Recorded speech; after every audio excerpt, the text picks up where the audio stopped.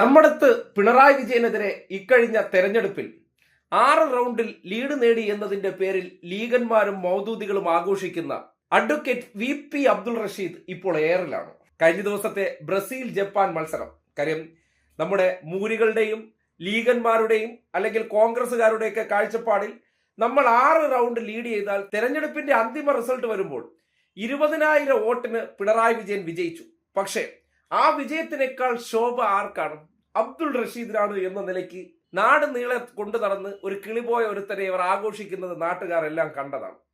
ആ ആഘോഷിക്കുന്ന സന്ദർഭത്തിൽ ഇപ്പോൾ ഫുട്ബോൾ കാലമായപ്പോഴും ഓരോ പ്രച്ഛന്ന വേഷത്തിൽ ഇതേ മുതൽ ഇറങ്ങിയിട്ടുണ്ട്. അപ്പോൾ തന്നെ സ്വാഭാവികമായിട്ടും അയാളുടെ ചിന്താശേഷിയും അയാളെന്ന വ്യക്തിയെക്കുറിച്ച് നാട്ടുകാർക്ക് മനസ്സിലാക്കാവുന്നതേ ഉള്ളൂ.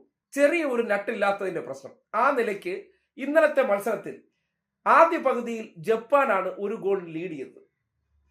ബ്രസീൽ എന്ന വമ്പന്മാർ അല്ലെങ്കിൽ ലോക ഫുട്ബോളിലെ തലതൊട്ടപ്പന്മാർ ആദ്യ റൗണ്ടിൽ പിന്നിൽ നിന്നതിന് ശേഷം അവസാനം 2 ഗോൾ അടിച്ച് വിജയിച്ചു.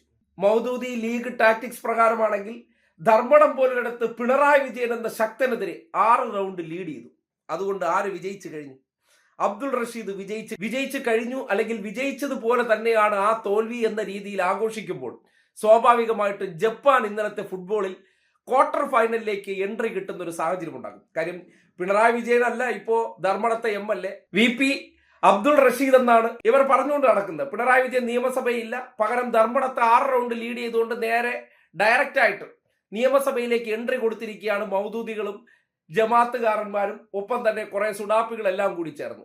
അങ്ങനെയുള്ള വ്യക്തി ഇപ്പോ സോഷ്യൽ മീഡിയയിൽ എയറിലേക്ക് പോയിട്ടുണ്ട്. ജപ്പാൻ ബ്രസീലിനെതിരെ ആദ്യ പകുതിയിൽ 1 ഗോളിന് മുന്നിട്ട് നിന്നതുകൊണ്ട് ജപ്പാൻ തോറ്റെങ്കിലും അവരുടെ ആദ്യ പകുതിയിലെ മുന്നിട്ട് നിൽക്കൽ അതുകൊണ്ട് അവരാണ് ഏറ്റവും മികച്ച വിജയം. കാര്യം ബ്രസീലിനെതിരെ അങ്ങനെ വിജയിച്ച് നിൽക്കാൻ പറ്റിയത് കൊണ്ട് അവരാണ് തോറ്റെങ്കിലും റിയൽ വിജയികളെന്ന് ഇന്നത്തെ കാലഘട്ടത്തിൽ ഈ മൂടന്മാർ പറയും. കാര്യം യുവമാരുടെ ചിന്താശേഷി ഇത്രയാണല്ലോ. ഏതെങ്കിലും ഒരു മണ്ഡലത്തിൽ ഒരു പ്രത്യേക സാഹചര്യത്തിൽ എന്തെങ്കിലും ഒരു സംഭവം മതവികാരം ഇളക്കി നടത്തിക്കഴിഞ്ഞാൽ അത് കാണിച്ചിട്ട് വ്യക്തിക്കെതിരെ നടത്തുന്ന ഇവരുടെ ചില തന്ത്രപരമായ നീക്കത്തെ നാട് മനസ്സിലാക്കേണ്ടതുണ്ട്. ഏതെങ്കിലുമൊക്കെ കിളിപോയവന്മാരെ കൂട്ടത്തിൽ ഇതുപോലെ ഉണ്ട്. അയാളുടെ തെരഞ്ഞെടുപ്പ് പ്രചരണ കാലഘട്ടത്തിലെ കോപ്രായങ്ങളും പ്രകടനങ്ങളും കണ്ടാൽ തലയ്ക്കകത്ത് ആളുതാമസമുള്ള ഒരു വോട്ട് ചെയ്യില്ല. പക്ഷെ എന്ത് ചെയ്യാം, മതം തലയ്ക്ക് പിടിച്ച് നടക്കുന്നവരെ സംബന്ധിക്കുന്നിടത്തോളം ഏതെങ്കിലും ഒന്നിനെ കിട്ടിയാൽ മതി. അതിന് തലയ്ക്ക് സ്ഥിരതയുണ്ടെന്നോ അല്ലെങ്കിൽ 10 വയസ്സുവരെ ബുദ്ധി ഉണ്ടെന്നോ ഒന്നും ഒരു പ്രശ്നമല്ല.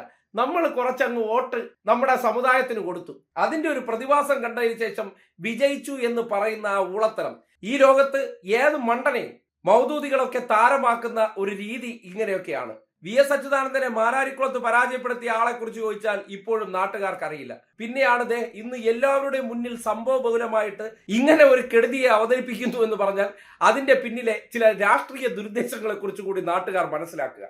ഇന്നലെ ജപ്പാൻ ബ്രസീൽ എന്ന വമ്പന്മാർക്കെതിരെ 1 ഗോളിന്റെ ലീഡ് നേടി എന്ന് കരുതിക്കൊണ്ട് ബ്രസീലിനെക്കാളും ജപ്പാനാണ് താരമെന്ന് പറയുന്ന യുവമാരുടെ ആ കാഴ്ചപ്പാടുണ്ടല്ലോ, അത് ജസ്റ്റ് ഒന്ന് മനസ്സിലാക്കാൻ വേണ്ടി സോഷ്യൽ മീഡിയയിൽ ഈ രീതിയിലുള്ള ആഘോഷങ്ങൾ അരങ്ങേറുകയാണ്.